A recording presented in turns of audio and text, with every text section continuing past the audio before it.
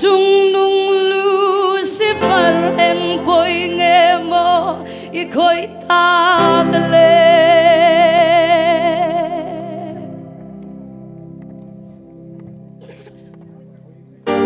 lung lu moi tin reng thuam ini chapau na in i khat ta mo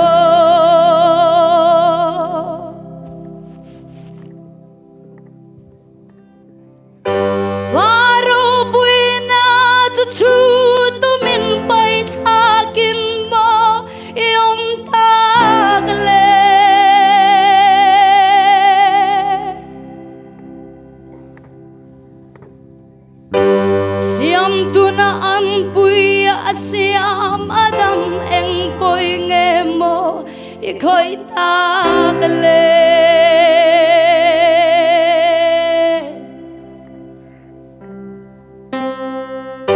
balam lian sial chu nu chanin mani lam tuang i sial ta mo